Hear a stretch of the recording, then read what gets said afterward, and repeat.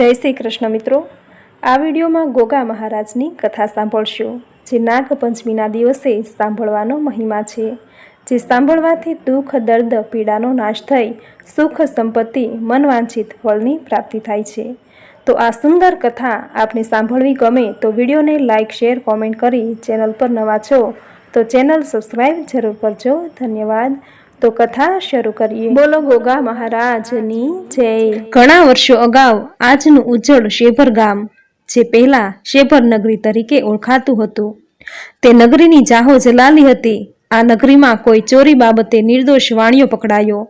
ते वखतना शेभर नगरीना राजाए वाणियाने हद पाરની सजा जाહેર કરી। वाणियो खूब ज दुखी थयो अने तेने शोक करतो जोई कोई भक्ते तेने सलाह आपी के मारवाड़ प्रदेश में आवेला शेभर गाम में एक भरवाड़ने घेरे दीकरी गोगा महाराजनी सेवा पूजा करे छे। डूबतो माणस तणखलू चाले ए रीते आशाना तातणे बंधायेलो वाणियो भरवाड़नी दीकरी पासे जाय छे। तेने बधी वितक कथा कही दीकरीने कही। गोगानी कृपाथी भरवाड़नी दीकरीए आशीर्वाद आप्या के जा तारी सजा माफ थशे अने राजा बहुमान करशे अने साचा गुनेगार तारा जता पहेला पकड़ाई जशे। वाणियो घणो खुश थयो। ते शेभर नगरी में पाछो आव्यो। समाचार मळ्या के असली चोर पकड़ाई गयो छे अने वाणियाने इज्जतभेर मुनीम बनाव्यो अने राजकारभार सोंप्यो। आथी वाणियो खुश थयो अने गोगा महाराज तरफनी श्रद्धामां वधारो थयो अने फरीथी मारवाड़ना शेभर गामे गयो। भरवाड़नी दीकरीने वंदन करी विनंती करी के मारे गोगा महाराज ने मारी शेभर नगरी में लई जवा छे। एटले भरवाड़नी दीकरीए गोगा महाराज ने वाणियानी विनंती कही पण गोगा महाराजे शेभर नगरी में जवा माटे ना पाड़ी। परंतु वाणियो खाली पाछो जाय एम न हतो। तेणे महाराज ने घणी कगर वगर करी अने सोनानी मूर्ति बनाववानुं कह्युं।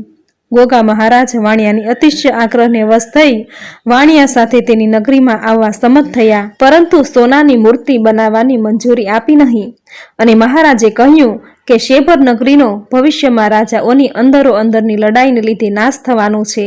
एटले मारी इच्छा न होवा छतां तारा आग्रहने वश थई आववानुं वचन आपुं छुं। खुश थतो वाणियो त्यांथी गोगा महाराजनी दीवानी ज्योत शेभर लई आव्यो अने भगवान विष्णु उपरनी 7 फेणवाળી शेष नारायणनी पत्थरनी मूर्ति घड़ावी तेना मंदिरमां स्थापना करी श्रद्धापूर्वक सेवा पूजा करवा लाग्यो। शेभर गोगा महाराजना भविष्य मुजब कालक्रमे आ नगरी उपर पालनपुरना नवाबे चढ़ाई करी अने शेभर नगरीनो राजा हारी जता विजयी राजाना लश्करे शेभर नगरीनो नाश कर्यो अने शेभर नगरी उजड़ बनी गई। गोगा महाराजनी लक्ष्मीनारायण साथेनी 7 फेणवाળી पत्थरनी मूर्ति सरस्वती नदीना पटमां ऊंधी पड़ेली हती। आशरे 500 वर्ष अगाऊ चाणसोल गामना કેટલાક चौधरी જ્ઞાતિના मुंजी तथा बहेरा अटकवाळा खेडूतो पोताना बळदगाड़ा साथे आ नदीना रस्तेथी पोताना गाम जई रह्या हता।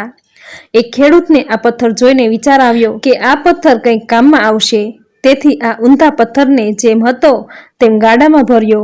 तेओने आ पत्थर मूर्ति छे तेवो ख्याल न हतो। गाडू चालता चालता थोड़ू आगळ गयुं अने एक खेडूत धूणवा लाग्यो।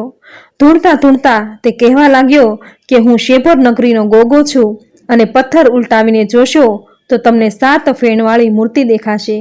बीजा खेडूतोए तेमने कुतूहलवश आ पत्थर हटावीने जोयुं तो ते खरेखर गोगा महाराजनी 7 फेणवाળી मूर्ति हती। गोगा महाराजे कह्युं के तमे ज्यां गाडो ऊभुं राखशो त्यांथी हूँ आगळ आवीश नहीं अने ते जग्याए मारी स्थापना करजो। आम खेडूतो आगळ चाल्या।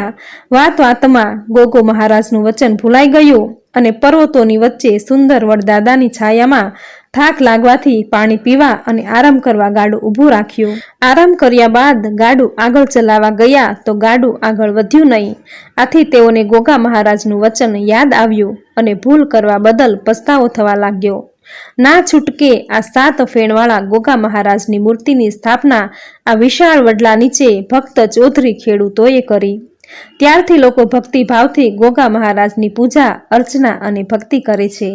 आ स्थळ शेभर नामे ओळखाय छे।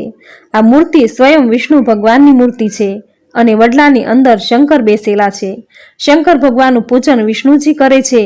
ते वडलामां ब्रह्मा विष्णु महेश बिराजमान छे। एम कहेवाय छे के आ वडला हाल अहीं आरसनुं मंदिर नवुं बनावेलुं छे। मूर्ति मूळ स्वरूपे एમને એમ જ છે। ત્યાં ભક્તો માનતા માને છે, પાઠ પૂજા થાય છે. આ મંદિરમાં તમે પ્રવેશ કરો એટલે ચારે તરફ તમને સર્પાકાર શિલ્પકામ જોવા મળે છે. મંદિરની અંદર પગ મૂકતા જ તેના સ્તંભો, ગર્ભગૃહ કે પરિસર ગમે ત્યાં નજર કરો ત્યાં શિલ્પમાંથી કંડારેલા સર્પ જોવા મળે. ઘડીભર તમને એમ થાય કે તમે જાણે નાગલોકમાં આવી ગયા ન હોય. અહીંથી થોડે દૂર સરસ્વતી નદી છે. સ્થાનિક લોકો તેને કુંવારિકા કહે છે. માન્યતા છે કે નવદંપતી જો આ નદીમાંથી સાથે પસાર થાય તો નદી તેમને તાણી જાય છે. આ નદી દરિયાને મળતી નથી એટલે તેને કુંવારિકા કહેવાય છે. સ્થાનિક લોકો તેને ગોગા મહારાજ તરીકે પૂજે છે અને તે જીવિત હોય તેવી રીતે બધાના કામ કરે છે એવી એક માન્યતા છે. શ્રાવણ વદ પાંચમ એટલે નાગ પાંચમીના દિવસે ગોગા બાપાનો શેભર મુકામે ખૂબ મોટો મેળો ભરાય છે. જો તમે એક દિવસ માટે કોઈ જગ્યાએ ફરવા જવાનું વિચારતા હોય તો કુદરતી સૌંદર્યથી ભરપૂર આ પૌરાણિક જગ્યાની મજા અવશ્ય માણજો. જ્યાં ઊંચા પર્વતોની વચ્ચે આવેલી આ જગ્યા તમારું મન મોહી લેશે. તો મિત્રો, આ હતી શેભરના ગોગા મહારાજની કથા.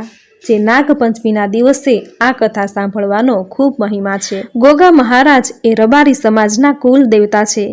રબારી સમાજમાં ગોગા મહારાજને શિવનું સ્વરૂપ માનવામાં આવે છે. તેમને ગોગા બાપા અને લાડમાં ગોગો પણ કહેવામાં આવે છે.